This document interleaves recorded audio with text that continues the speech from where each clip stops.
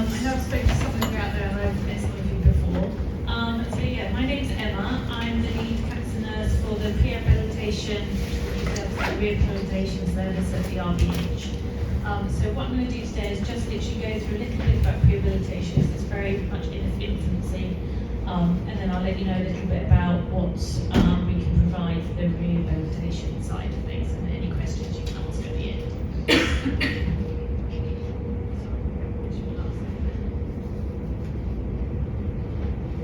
So like I was saying, just a little bit about the rehabilitation. So we're basically trying to transform the surgical pathway for oncology patients. We're primarily looking at the colorectal patients at the moment, and we're trying to, rather than it be called a waiting list, we're trying to actually call it like a preparation list. And I'll go through a bit about what we're going to look into for them. So what we want for our surgical oncology patients is for them to be well informed, well prepared mentally and physically, right decisions to be made in a safe environment with a really good outcome. So, like I said, we're starting with the colorectal patients, and we will be then expanding to all the other tumour sites, but obviously it will take time. The main things we're going to be looking at for them. So like here, the core programme, the main things will be the nutrition, the physical fitness, the wellbeing support, pain management, comorbidity management, alcohol and smoking cessation. We'll be setting up apps, and also we're going to have a website that the universal patients can be sent to, so the ones that don't need the sort of face-to-face input.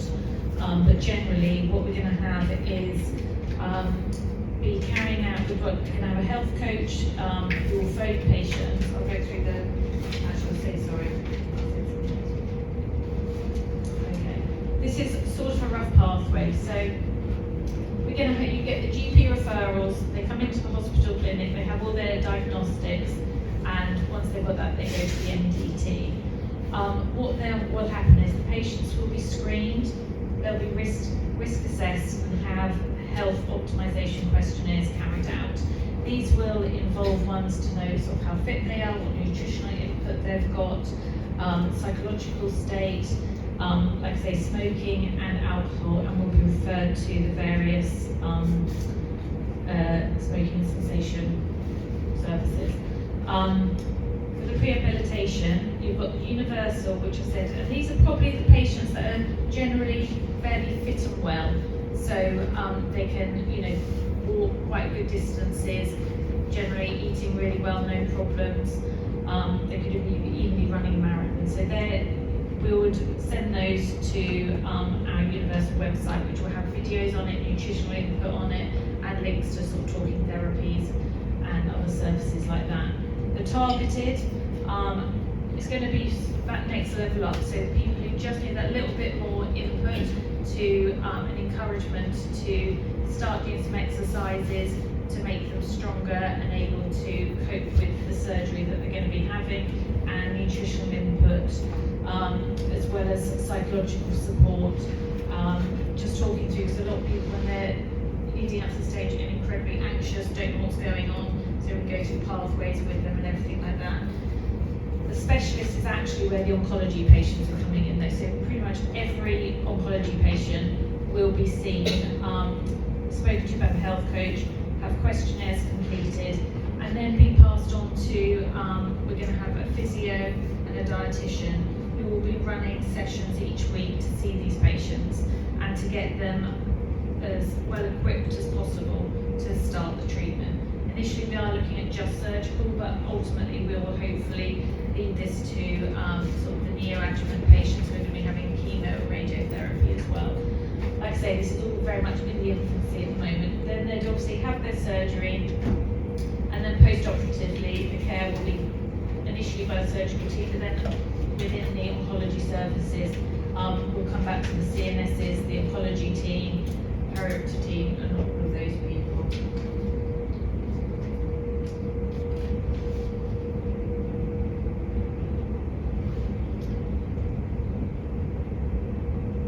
So the next steps.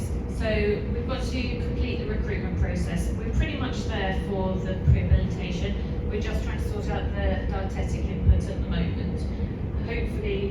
sorted in the next couple of months. We're hoping to go live fully in September. Just to finalise the screening criteria, currently we're using sort of DAS, MUST and GAD2 for the psychological support. Personalised rehabilitation care, like I say, it's the universal, targeted and specialists. So, like I've already said, the three main areas, the exercise, the nutrition and the psychological input are the areas that we'll be concentrating on. We're going to be producing the patient resources. Like I said, a website is currently being formed, the word created, and also the apps, and they will be able to go out to everyone, and everyone will be able to access that. So it could be a link that we can send out to all the surgeries. So, you know, if you've spoken to somebody before us, then you can quite happily give them the link. We'll be establishing locations that we'll be carrying out these one-to-one clinic sessions. We're hoping that it'll be a mixture of in-house within the hospital, but also within the community, possibly in leisure facilities, local church halls, so depending on finances and equipment and things like that. It'll be a mixture of telephone and one-to-one sessions. Like I said, it'll provide the physio and the nutritional input. It'll be a mixture of assessing them on a one-to-one basis and giving them one-to-one exercises, especially for them, as well as a combination of sort of groups. Each session will also have an education session that will inform them of what the surgery, what to expect really from the surgery, and also what to expect afterwards. So they've got some sort of pathway, and obviously good record keeping. We'll have regular meetings about the patients and the service, and obviously auditing it going forward. We're fortunate that the rehabilitation service is a 3-year funded by Macmillan.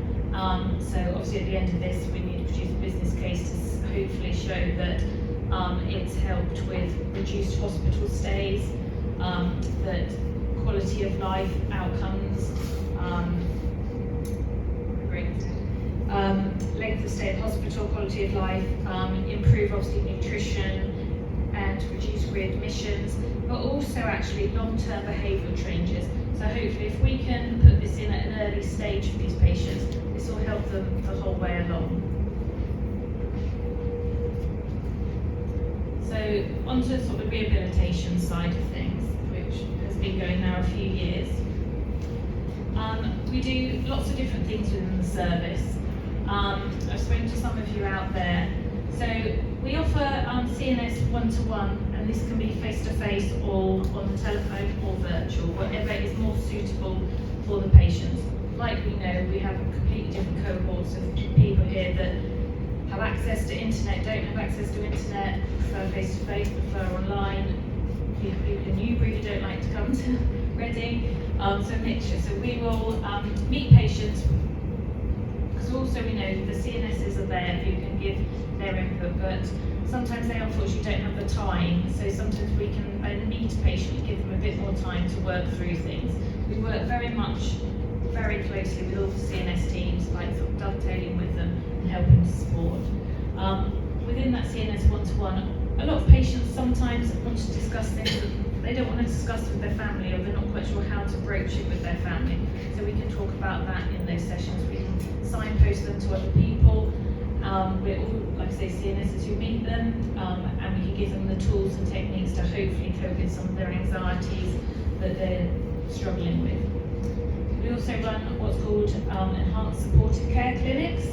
These are for well palliative patients. So normally performance status 0 to 2.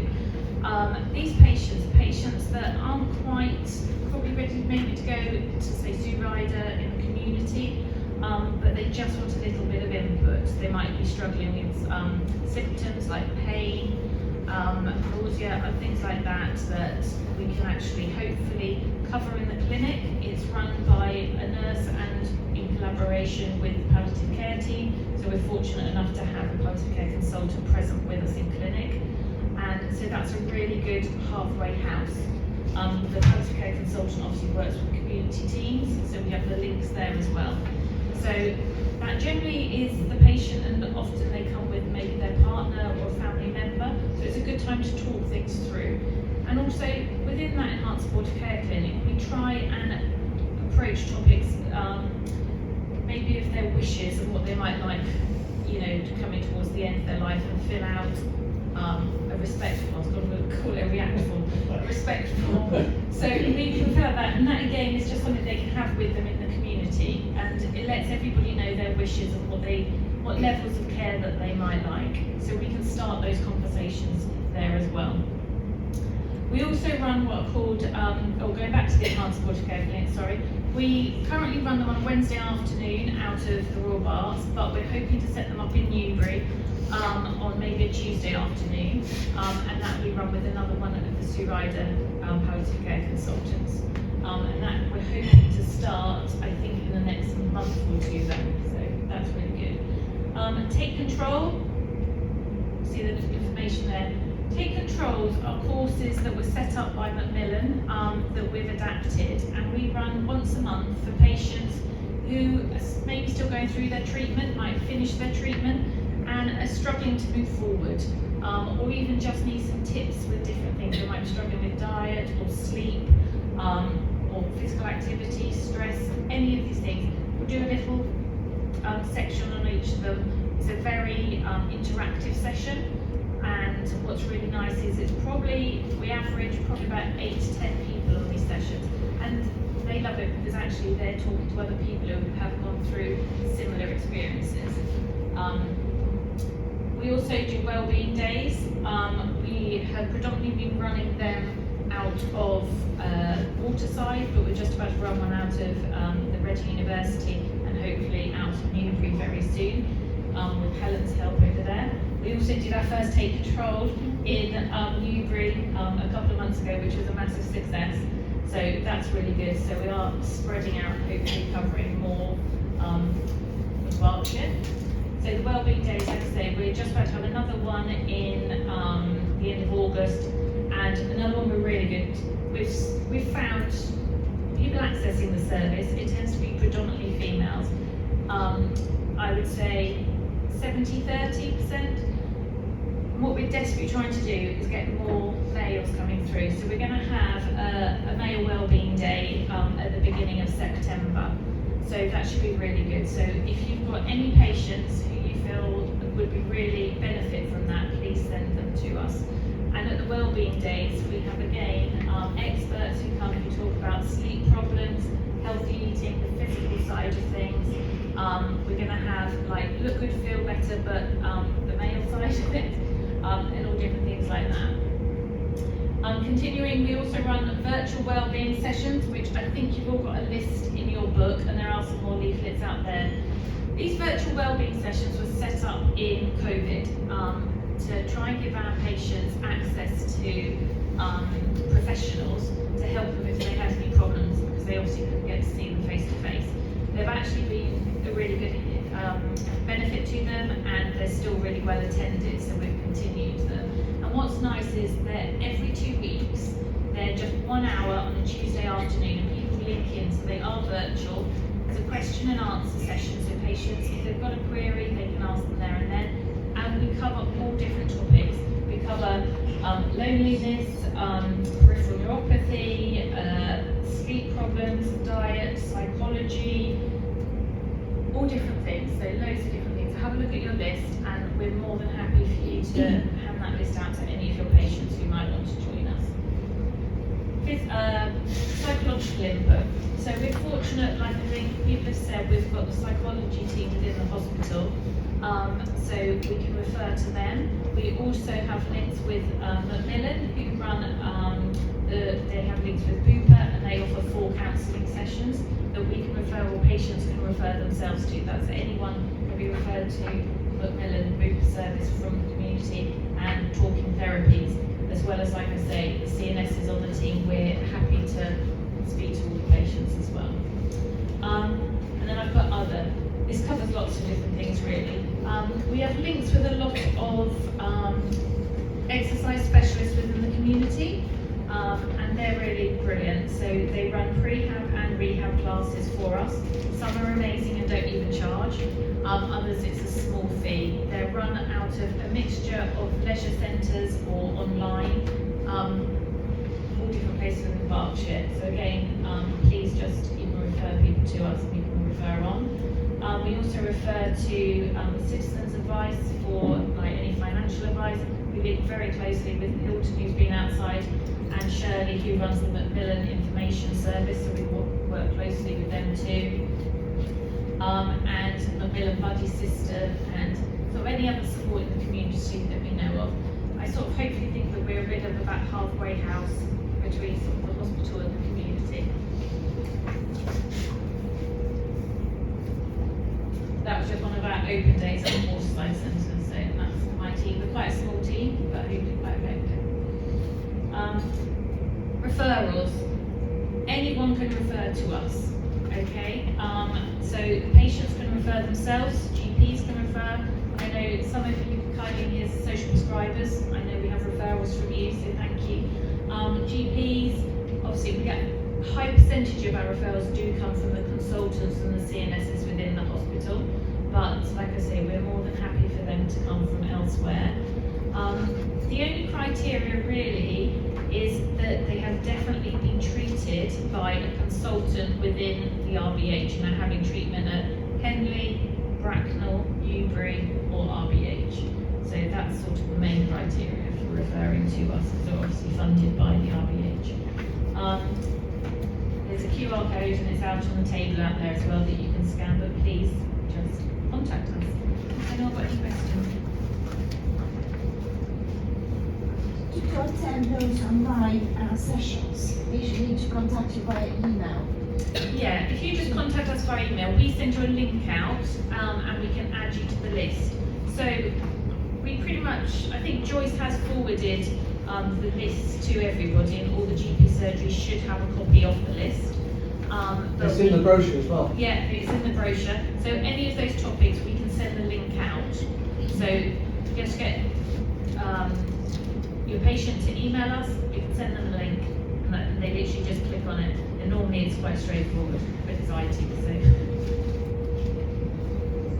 I do usually get patients who've moved into the area following their treatment because they want to be closer to other family members and then need further support. Is it worth asking them to bring you just in case you fit them into your service? Yeah, no, totally. If they've moved into the area and they're under a GP within the area, I would say it might be certain parts of the service we might not be able to offer them, but